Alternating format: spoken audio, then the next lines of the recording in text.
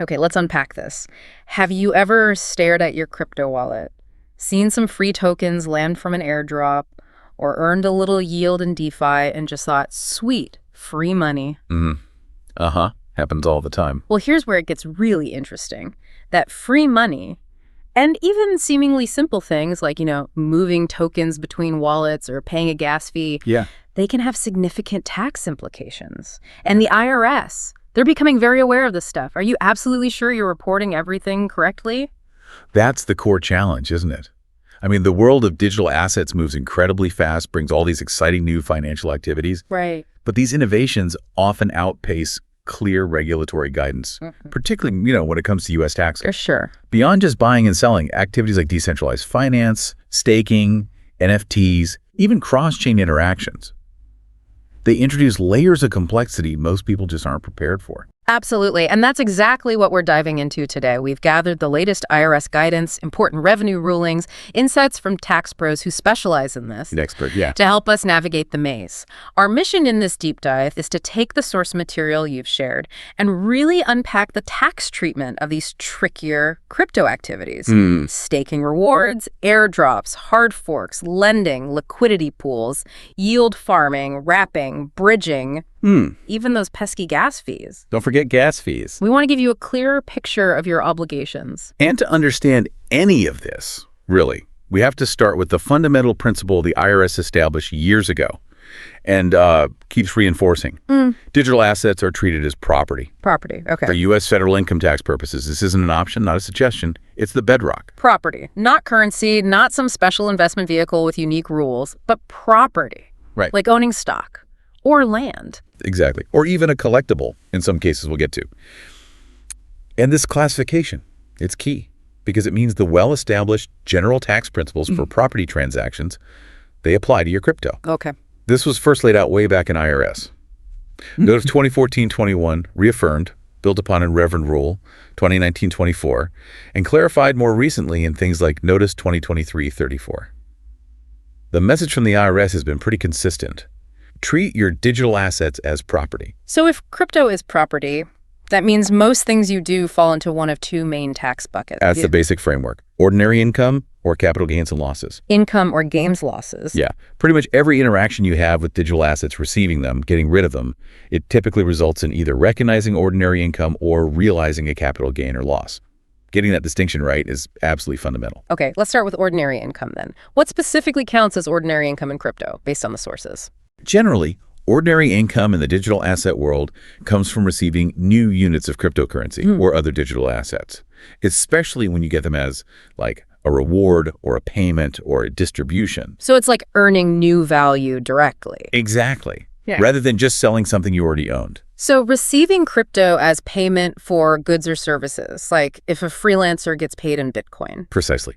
If you receive digital assets as payment for property you sell or services you provide, whether that's wages from an employer or income as an independent contractor, that's ordinary income. Okay. It falls under the broad definition of gross income in Section 61A of the tax code. Good. And Section 1.61-1A clarifies income can be in any form, including property. Right. The fair market value, the FMV, of that crypto at the date and time you receive it, that's the amount you include in your gross income for that tax year. And just to be super clear, that fair market value you report as income, Yeah. that becomes your cost basis for that specific bit of crypto later on, right? Absolutely crucial point, yes. You've paid income tax on that value, so that reported FMV is your starting point for calculating any future gain or loss when you eventually dispose of that crypto. Got it. So it prevents being taxed twice on the initial value. Correct. It aligns with long-standing principles from cases like Glenshaw Glass, which defined gross income broadly as undeniable accessions to wealth, over which the taxpayers have complete dominion. Dominion and control. That phrase again? Yep. And cases like Coons and Rooney applied this to property received as compensation.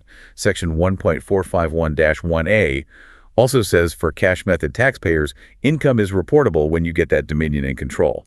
So the principle is, if you gain control over new value, and it's not just getting capital back or a loan, it's probably income. Okay.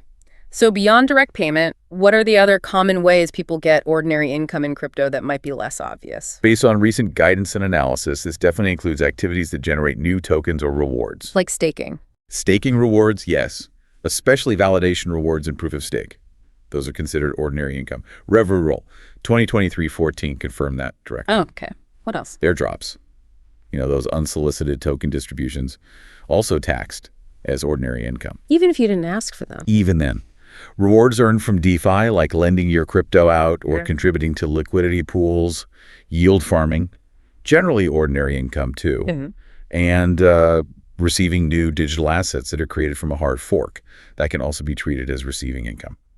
So the pattern seems to be, if you didn't specifically trade for it or sell something for it or weren't just moving it between your own wallets and new crypto units showed up that you now control, you should probably think income. For the most part, yeah.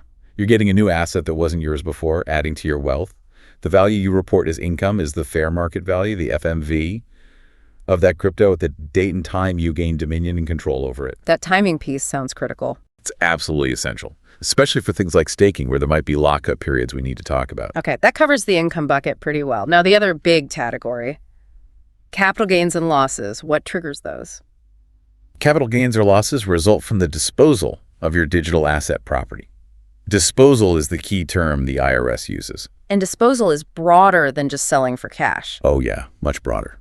Okay, let's break down what the sources say counts as a disposal. Yeah. Selling crypto for dollars is the obvious one, right? That's the most common, yes. Selling digital assets for USD or any other traditional currency triggers a capital gain or loss.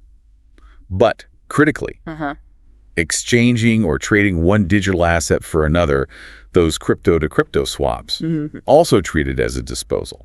Wait, really? So if I swap some Ethereum for some USDC stablecoin, that's taxable? Absolutely. From the IRS's perspective, you've essentially sold the Ethereum. The proceeds are the fair market value of the USDC you received. You realize a capital gain or loss on the Ethereum based on its original cost basis. And then you acquire the USDC with a new cost basis equal to its FMV at that moment. Okay, that's huge for traders. What else? Using digital assets to purchase goods or services, that's a disposal too. Like buying an NFT with ETH. Yep. You've disposed of the ETH, or, paying for a coffee with Bitcoin, if you could easily do that. You've disposed of the Bitcoin, the FMV of the goods or services you bought. That determines the proceeds from disposing of the crypto. And this even includes paying network transaction fees, gas fees. Yes, this is one of the trickiest but most pervasive examples. Spending crypto to pay for gas fees on a blockchain transaction, that's treated as a disposal of that small amount of crypto used for the fee. So paying gas triggers its own capital gain or loss. Correct. A separate gain or loss on that specific amount of crypto spent on gas based on its value at the time versus its cost basis. We'll definitely need to dive deeper into gas fees later. Okay. What about activities within DeFi? You mentioned forced sales. Right. In DeFi borrowing, if your collateral value drops too low, the protocol might automatically sell off your collateral. Right. That forced sale. It's treated as a taxable disposal of your collateral. Ouch. Which triggers a capital gain or loss based on the collateral's value at liquidation compared to its original cost basis. Okay. What else in DeFi?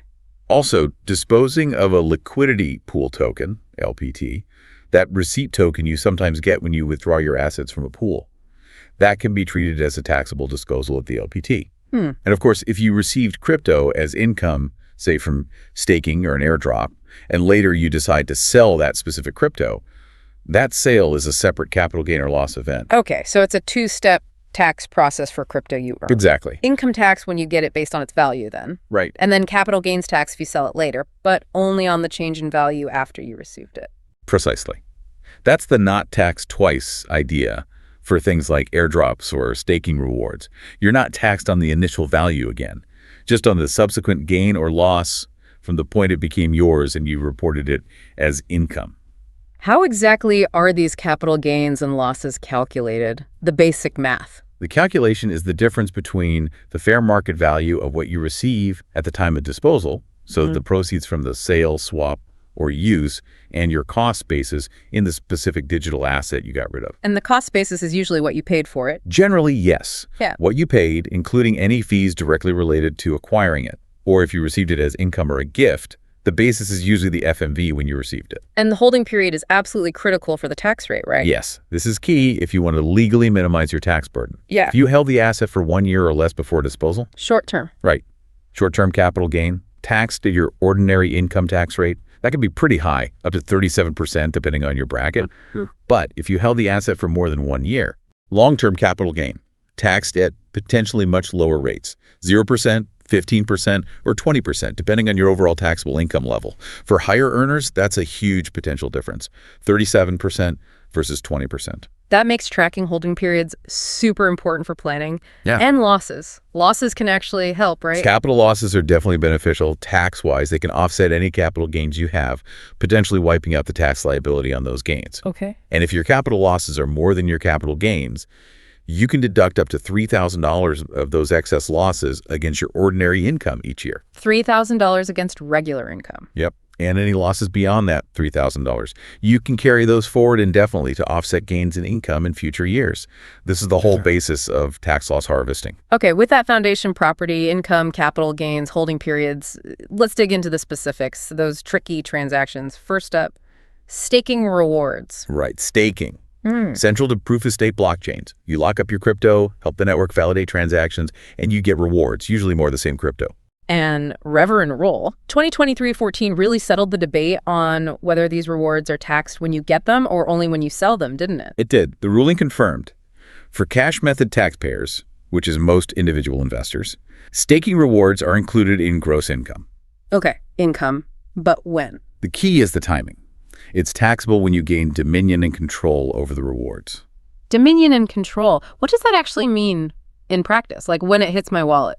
Not necessarily. The IRS example in that ruling is helpful. Taxpayer A stakes M crypto. On date 1, A gets 2 units of M as rewards, but they're locked up, restricted by the protocol.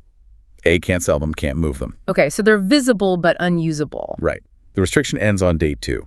But it's not until date 3 that the protocol actually makes those 2 units available to A with no restrictions. Now, A can freely sell, exchange, whatever. So date 1 is when they technically popped up. Date 2, the lock ended, but date 3 is when they could actually use them. Correct. According to the ruling, the fair market value of those 2 units of M on date 3, the date A, gained that unfettered dominion and control that's the amount A includes in gross income. Not date 1 or 2. No. It's about when you have the actual ability to exercise control over the asset, not just when it technically appears under restriction. And this applies even if I'm staking through a centralized exchange like Coinbase or Kraken? Yes, the ruling explicitly states the same principle applies. The rewards are income when the exchange makes them available for you to access and control. The background section of that ruling also mentions slashing, where stakers can lose assets. It did. Slashing is like a penalty in some protocols if a validator misbehaves. While the ruling focused on income, mentioning slashing shows the IRS is aware of the operational details, the risks. How is slashing taxed? As a loss? The ruling didn't definitively cover the tax treatment of slashing itself, but yeah, it would likely be treated as a loss of property. Another complexity to track. Okay, so staking rewards ordinary income when you can actually use them based on their value then. Selling those rewards later is a separate capital gains event, using that initial income value as the cost basis. Exactly. The 2-step process again. Got it. Let's move to airdrops and hard forks. Airdrops got famous with things like Uniswap dropping 400 UNI tokens on tons of users. Often a marketing thing, right? Right. An airdrop is a distribution of tokens, usually free, often based on past activity or holding another token. It's different from earning tokens for doing specific tasks like bounties. That would usually be income for services. And the tax treatment for airdrops, also income. Airdrops are taxed as ordinary income. Similar to staking rewards, the fair market value of the airdrop crypto when you receive it. Or maybe when you have to claim it. Right. Sometimes you have to perform an action like interact with a smart contract to claim it. So it's the FMV at the time you receive or claim it. That's the amount you include in gross income. So even if it's unsolicited, totally unexpected, just shows up in your wallet, bam, income. Yes. As one expert, Wesley Barton, put it, it's smart to always report airdrops on your taxes, even if you didn't request or use them. The IRS views it like finding cash, basically, an accession to wealth. And the not taxed twice principle applies here too. Income now, capital gains later on the difference. Correct. Ordinary income tax on the FMV when you receive claim. That FMV becomes your cost basis. If you later sell those tokens, you calculate capital gain or loss based on the sale price versus that basis. Only tax on the change in value after you got them. Where do you report airdrop income on the tax form? Usually on Form 1040, Schedule 1, Line 8Z, which is for other income. You'd list the FMV on the date you received or claimed them. And selling them later goes where? That goes on Form 8949 and Schedule D, just like selling any other capital asset. Holding period starts in the date you receive the airdrop. What about hard forks? The IRS mentions receiving assets from a hard fork in their guidance about that yes-no question on the tax form. Yes, they specifically list receiving digital assets from a hard fork as an activity requiring a yes answer. Implying it's a taxable event. That's the strong implication. While there isn't a dedicated ruling like for staking, the consensus among tax pros, based on general income principles and how the IRS frames it, is that the value of new assets from a hard fork would likely be treated as ordinary income when you gain dominion and control. Like receiving new property generated by something you already owned. Kind of, yeah. It's like getting a dividend, but in new crypto from the fork. So whether it's staking rewards, airdrops, or new assets from a hard fork, the pattern for receiving new crypto units as a reward or distribution is generally ordinary income based on FMV when you get control, reported on Schedule 1. That's the general framework, yes. But always keeping in mind that specific protocol mechanics or restrictions could affect the exact timing of that dominion and control. Okay, let's wade deeper into the DeFi swamp. Lending and borrowing. Fundamental stuff there. Absolutely. Decentralized lending protocols. Peer-to-peer, no banks needed, governed by smart contracts. You lend crypto to earn interest, or borrow crypto using other crypto as collateral. When you borrow crypto in DeFi, say you take out a USDC loan using your ETH as collateral, is receiving that loan taxable income? Generally, no. Receiving the loan is typically treated as receiving get, not income. You have an obligation to repay it. So the act of borrowing itself, not taxable? Usually not. However, some platforms incentivize borrowing by giving you extra tokens, right? Rewards for borrowing. Yeah, I've seen that, like yield farming on your debt. Exactly. Those specific rewards, the extra tokens or interest you get just for borrowing, are generally taxable as ordinary income when you receive them based on their FMV. Okay, so the loan isn't income, but rewards for taking the loan are income. What about repaying the loan? Repaying the principal itself is not a taxable event either. Okay, but what if I borrow crypto, like ETH, and then immediately turn around and sell that borrowed ETH? Ah, that is a taxable event. You've disposed of the borrowed asset. Even though I have to buy ETH back later to repay? Yes. The IRS sees it as you received proceeds from selling the ETH you borrowed. This is treated as a capital gain or loss event right then. What's the cost basis for that borrowed ETH I sold? 0. No, this is nuanced. The cost basis is generally considered its fair market value at the time you received control of it through borrowing. So you compare the sale proceeds to that FMV at borrowing basis. It's separate from the transaction later when you acquire ETH to repay the loan. Wow, okay, that's complex. Let's talk about the collateral side. You mentioned forced liquidations. Right, DeFi loans require over-collateralization. You put up more value than you borrow, measured by the loan-to-value or LTV ratio. If the market crashes and your collateral's value drops, pushing the LTV past a critical point, bang, the smart contract automatically sells your collateral on the market to pay back the loan. Forced liquidation. And that forced sale is taxable? Yes. The IRS treats it as a taxable disposal of your collateral. So if my ETH collateral had a cost basis of $2,000, I used it to borrow, the market tanks, and it gets liquidated when it's worth $1,500, I have a $500 capital loss on that E. Exactly. It's a capital gain or a loss based on the collateral's FMV at the moment of liquidation compared to its original cost basis. That's brutal in a crash. You lose the asset, and you might even owe capital gains tax if it had appreciated a lot before the crash that triggered the liquidation. Precisely. It could be a really painful double whammy. Ouch. Okay, switching sides. What about being the lender? Depositing crypto to earn interest. Earning interest payments from lending your crypto in DeFi.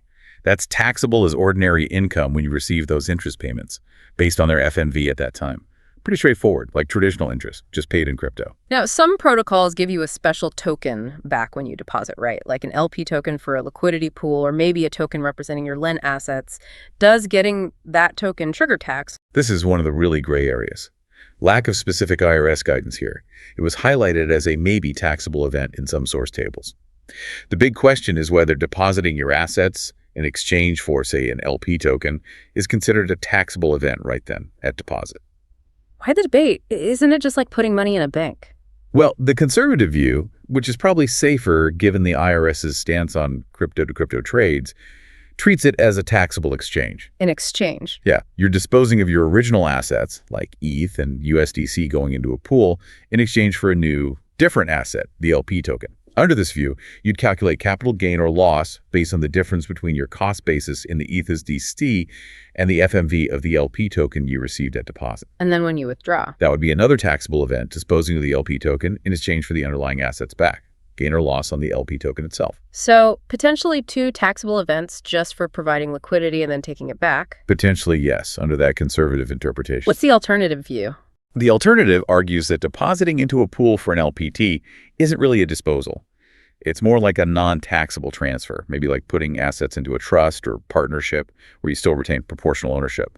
The LP token is just a receipt. Under this view, no tax on deposit or withdrawal, cost basis just carries over. That's a huge difference in outcome. And it creates massive tracking problems, doesn't it? How do you even know the FMV of an LP token at the exact moment of deposit or withdrawal? They aren't always traded. It's a nightmare. The lack of clear guidance creates huge uncertainty. Most tax software defaults to the conservative view taxable swap because it's safer. If you want to take the aggressive no tax position, you need a very strong reason, meticulous records, and you absolutely should talk to a tax professional who gets this specific debate and the risks involved if the IRS disagrees down the line. Valuing those LP tokens constantly for active yield farming, it's incredibly difficult. And that complexity naturally extends to liquidity pools, LPs, and yield farming more broadly, because they all involve depositing assets into pools. Yes, LPs are the core of decentralized exchanges. Yield farming is just the strategy of moving assets around between different protocols. LPs, staking pools, lending platforms to chase the best rewards, usually paid out in various tokens. So yield farming just bundles up all the potential taxable events we've been talking about. Pretty much. Contributing to an LP might trigger capital gains losses on deposit, the LP token swap issue. Withdrawing might trigger another gain loss. And absolutely, any extra tokens or interest earned from providing liquidity or yield farming. That's ordinary income when received, based on FMV. Income tax on the rewards, plus potential capital gains on all the asset movements. Exactly. It makes tracking for active yield farmers extremely complex. Okay, let's shift to another type of asset movement, wrapping tokens, like turning ETH into WETH, wrapped ETH to use it in DeFi. Right. Wrapping creates a token on the same blockchain that represents another token, usually for compatibility. ETH is native, WETH is an ERC20 token representing ETH, usable in contracts needing that standard. You lock ETH, get an equal amount of WETH. Is that simple technical transformation taxable? Again, gray area. Lack of specific IRS guidance leads to debate. What's the conservative take? Conservative approach says, it's a crypto-to-crypto exchange. You dispose of ETH, you acquired WETH. Technically different assets, even if the value is pegged. Under this view, capital gain or loss on the ETH at the moment of wrapping. Unwrapping is another taxable event. And the other side. The aggressive view argues it's not a true disposal. It's just a technical transformation, putting the asset in a different wrapper contract. No real change in ownership or underlying value. Under this view, no taxable event. Original cost basis carries over from ETH to WETH. Wesley Barton's quote mentioned this possibility. So just like the LP token debate, conservative, tax, aggressive, maybe no tax, but riskier. Exactly. And same advice applies. Taking the aggressive stance without explicit IRS blessing carries risk. Talk to a pro if you have significant wrapping activity. Similar issues with bridging tokens, right? Moving assets between different blockchains, like BTC to WBTC on Ethereum or ETH to Polygon. Yes. Bridging enables cross-chain movement.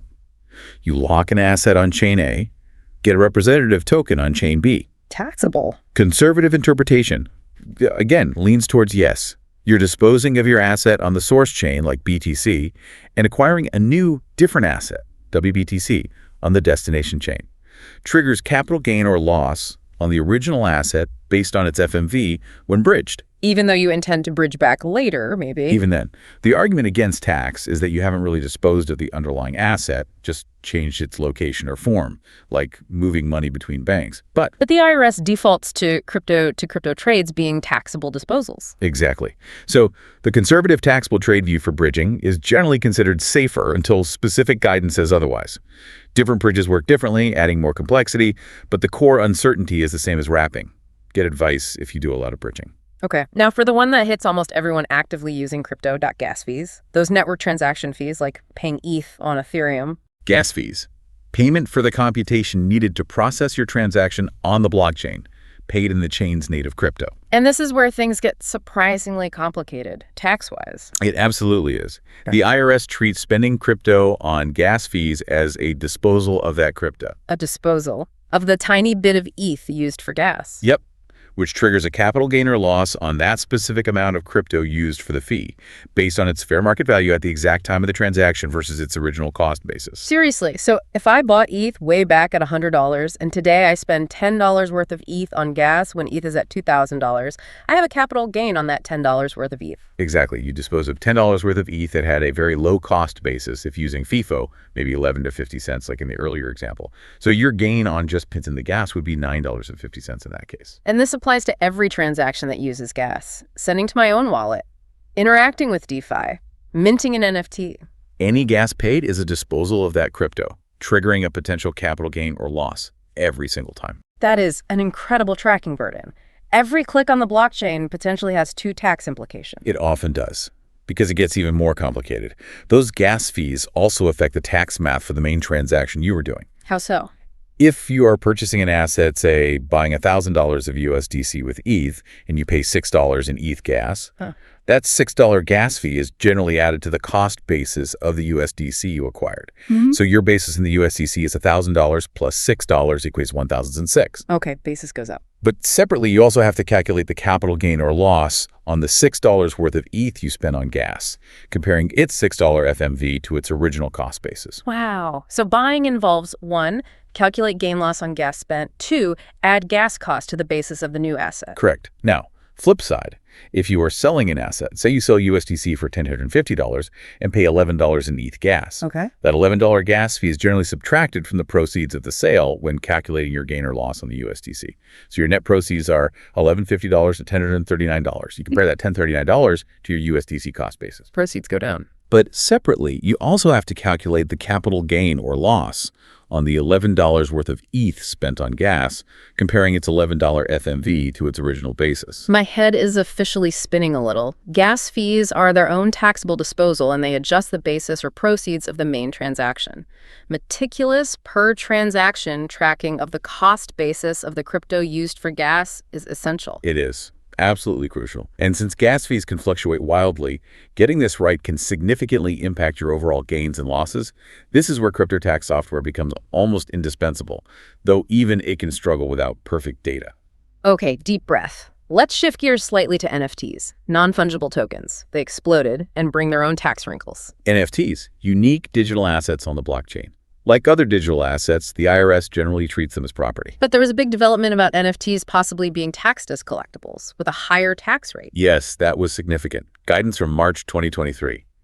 The IRS signaled they might treat certain NFTs as collectibles. Why it matters. Long-term capital gains on collectibles get hit with a higher max rate, 28%. Ouch, compared to 0, 15, or 20% for other long-term assets. Exactly. Big difference. How do they decide if an NFT is a collectible? Is it about the art? It's based on a look-through analysis. Depends on the underlying asset the NFT represents, based on the tax code's specific list of collectibles. Okay, give me the examples. IRS said. Yeah.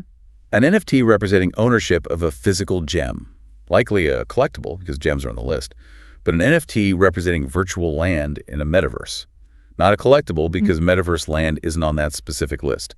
Art, antiques, metals, gems, stamps, coins, etc. So it's not the NFT itself, but what it points to judged against a specific IRS list. Precisely. Critical for figuring out that long-term gains rate. And the tax treatment also differs if you're just investing versus creating NFTs as a business. Yes, another key split for a hobbyist investor. Okay. Minting an NFT, usually not taxable itself unless you pay fees in crypto. Using crypto for minting fees or gas. Taxable disposal of that crypto, gain loss on the crypto used. Buying an NFT with crypto. Taxable event. You disposed of the crypto you used to buy it. Gain loss on that crypto. The NFT's cost basis is the FMV of the crypto spent, plus fees. Selling an NFT. Capital to gain or loss.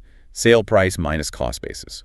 Holding period matters. Short-term, ordinary rates, or long-term, 0.1520%, or maybe 28% if it's deemed a collectible. Trading crypto for an NFT or NFT for NFT? Taxable exchange. Disposal of what you gave up. Can you tax loss harvest with NFTs? Yes. Sell to loss to offset gains, same rules apply. Up to $3K offset against ordinary income, too. Okay, that's the hobbyist. What about NFT creators running a business? If creating and selling NFTs is your business, they're treated like inventory. Profits from sales are ordinary self-employment income. Meaning income tax plus self-employment tax. Correct. Social Security and Medicare taxes on top. Reported on Schedule C. What about royalties? Creators often get a cut of secondary sales. Yeah, royalties. The IRS hasn't given super specific guidance just for NFT royalties yet. But generally, if you're a professional creator business, royalties are likely ordinary business income, subject to self-employment tax, on Schedule C. If it was somehow a truly passive one-off thing, maybe Schedule E, but business treatment seems more likely for active creators. Lack of explicit guidance means, again, talk to a pro. Are there NFT things taxed the same for both hobbyists and creators? Donating an NFT to charity is one. If you donate an appreciated NFT directly to a qualified charity, a 501c3. He'd held it over a year. Yes, held over a year. You generally avoid the capital gains tax on the appreciation, and you might get a deduction for its fair market value against your income. But if you sell it first, then donate the cash. Sale is taxable. Then you just deduct the cash. Direct donation of the appreciated asset is key for the tax break. And play-to-earn gaming often involves NFTs and tokens. P2E gaming. Yeah. That's a potential tax minefield. Most in-game actions involving crypto or NFTs likely have tax consequences. Earning rewards, usually ordinary income, trading assets NFTs in-game, usually crypto-to-crypto swaps, capital gains losses. Every little thing needs tracking. With unique things like NFTs, valuation sounds like a massive headache. How do you even determine the FMV for reporting income or basis? You are absolutely right. NFT valuation is incredibly tough. They're unique, markets can be thin. Unlike Bitcoin, there's no single exchange price. So what do people do? Practical approaches without clear rules. Some use the collection's floor price, maybe the last sale price of that specific NFT, or an average of recent sales. Aren't those methods okay with the IRS? That's the problem. No explicit IRS guidance on how to value them. Floor price might undervalue a rare one. Last sale might be outdated. For high-value NFTs or income reporting, maybe you need a professional appraisal. But digital asset appraisal is still a new field, can be pricey. Wow, so valuation ambiguity is a huge compliance challenge. It is, especially for creators or active collectors. Another reason professional advice is often needed. Okay, summing up NFT taxes. Property, maybe 28% collectible rate depending on what it represents. Different rules for hobbyists versus businesses. Royalties are tricky. Donations need careful handling. P2E is a tax maze, and valuation is a big practical hurdle. Yes. Wow. It really is. Underscores the need for meticulous records. With all these potential taxable events, income from staking airdrops, DeFi forks, gains from sales, swaps, using crypto, liquidations, how do you actually tell the IRS about it all, the reporting part? This is arguably the most critical piece. Starts right on page 1 of your tax return, Form 1040, 1040-SR, 1040-NR. That digital asset question, the yes-no box. Exactly. Prominently featured. Also on business forms. Revised for 2023, to be clear. It seems simple, yes or no, but the implications are huge. They are. Answering truthfully is non-negotiable. Checking no when you should have checked yes. That can expose you to big penalties, potentially even tax fraud charges. The Gordon Law Group source highlighted that risk. Because checking no basically tells the IRS you had zero reportable digital asset activity. Exactly. Which might be false if you did any of the things we've discussed. So specifically, when must you check the yes box, according to the IRS? The instructions are pretty clear. Check yes if, anytime during the year, you did any of these with digital assets, received them as payment for property services, received them as a reward or award, got new ones from mining, staking, similar activities, got new ones from a hard fork, disposed of any in exchange for property services, disposed of any in exchange for another digital asset, crypto to crypto swap, sold any digital asset, or otherwise disposed of any financial interest in one. That covers pretty much everything we identified as potentially taxable. It absolutely does. If you did any of those, you check yes. The bar for checking yes is very low for anyone active in crypto. Okay, conversely, when can you safely check no? You can check no only if your digital asset activities were limited solely to one or more of these 3 things. Just holding crypto in a wallet or account, transferring crypto between wallets, accounts you own or control, buying crypto using US dollars or other real currency fiat. So if I just bought Bitcoin with dollars on Coinbase and held it, or sent ETH from my MetaMask to my ledger, check no. Correct. But if I sold any, swapped any, earned any staking rewards, used ETH for gas, got an airdrop, check yes. Correct. The vast majority of people doing anything beyond buy and hold or internal transfers will need to check yes. Okay, once you've checked yes, where does all this stuff actually go on the tax return? Income first. Staking, airdrops, DeFi rewards. That kind of income generally goes on Schedule 1, Form 1040, for additional income, likely on Line 8's other income. You report the fair market value at the date you receive control. And capital gains and losses. From sales, swaps, spending crypto, liquidations. Any disposal of digital assets. You have to report the details of each transaction on Form 8949, Sales and Dispositions of Capital Assets. Each transaction. That could be thousands for active users, especially with gas fees. It can be. Form 88549 is where you list date acquired, date disposed, proceeds received, cost basis. Then the totals from Form 8949 get summarized on Schedule D, Form 1040, Capital Gains and Losses. Okay. Schedule D calculates the net short and long-term gain loss. Yes, and that total flows to your main Form 1040. What about business income, like Right. that pro NFT creator? If it's a business selling crypto or NFTs as inventory, that income goes on Schedule C, Form 1040. Profit or loss from business. Gross receipts minus expenses.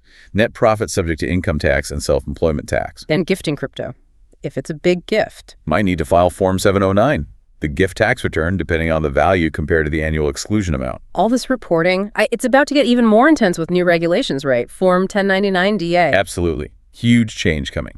New rules finalized late 2024 require crypto brokers, exchanges, maybe some wallets, other platforms to issue a new Form 1099 DA. To users and the IRS. Yep. Starting with the 2025 tax year, reported in early 2026. This form will detail your gross proceeds from sales and exchanges. Potentially cost basis info, too, if the platform has it. So the IRS won't just have to figure things out from blockchain analysis. They'll get detailed reports directly from the platforms. Exactly.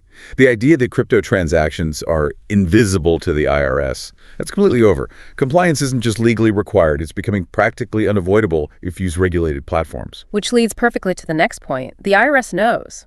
Or at least they have really good ways of finding out now. That old myth of crypto being untraceable, it's dangerous. Yes, addresses are pseudonymous, but the ledger, public, permanent, every transaction recorded forever. But linking that pseudo address to me... Several ways. One, Nah. most people touch centralized exchanges eventually. Exchanges have KYC. Know your customer rules. They collect your real ID, social security number, etc. They share data with tax authorities. Okay, KYC on exchanges. 2, the new 1099 DA reporting we just talked about. Direct data feed to the IRS. Right. 3, advanced blockchain analytics tools. The IRS and others use software like Chainalysis, mentioned in the sources. These tools can analyze transaction flows, link addresses, trace funds, and connect on-chain activity back to real-world identities, often through those KYC'd exchange points. So they can follow the money, even if I move it through several wallets and eventually connect it back to my exchange account. Precisely. They see the path. If funds leave a KYC'd account, go to DeFi, then somewhere else. Analytics can often trace that back. What about mixers? Tools like Tornado Cash designed to break the chain? The sources were clear. Mixers are on the IRS radar. They're not a safe way to evade taxes.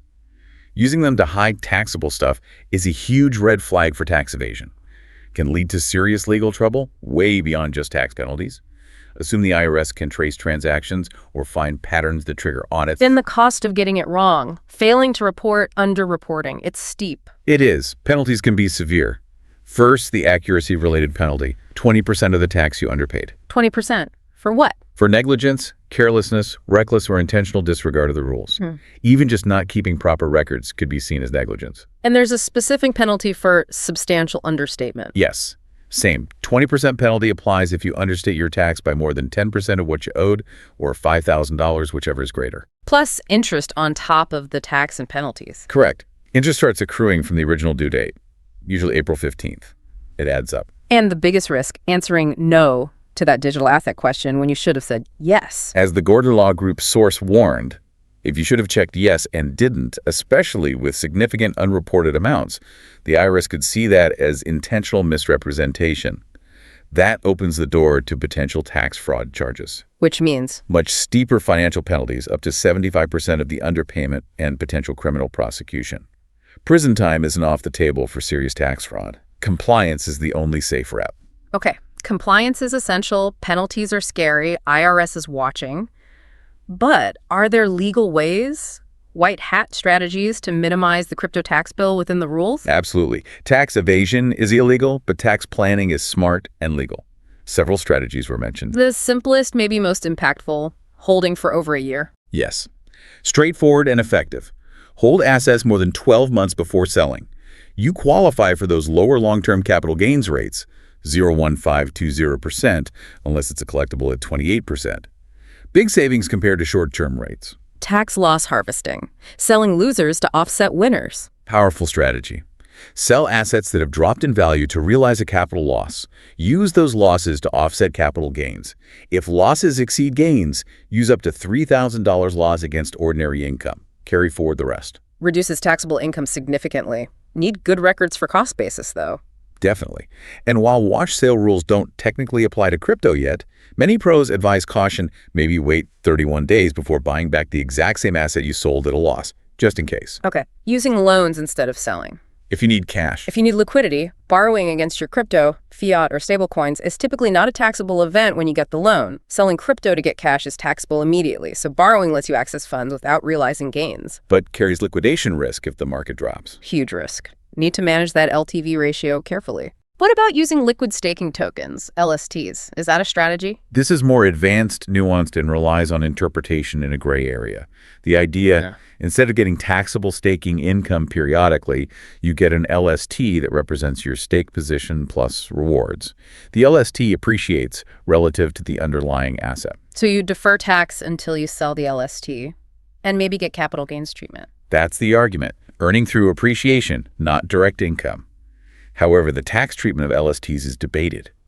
The IRS could view the value accrual differently. It's complex, carries risk, definitely needs professional advice. Simpler strategy, buying new crypto or NFTs with fiat instead of appreciated crypto. Yes. Simple but effective. Want to buy something new? Use dollars from your bank. Don't use crypto that's gone up a lot because spending that crypto is a taxable disposal. Using fiat avoids triggering that gain. Donating appreciated crypto or NFTs directly to charity. Great strategy if you're charitably inclined. Have crypto NFTs held over a year that appreciated. Donate them directly to a qualified 501c3. Avoids capital gains tax on the appreciation.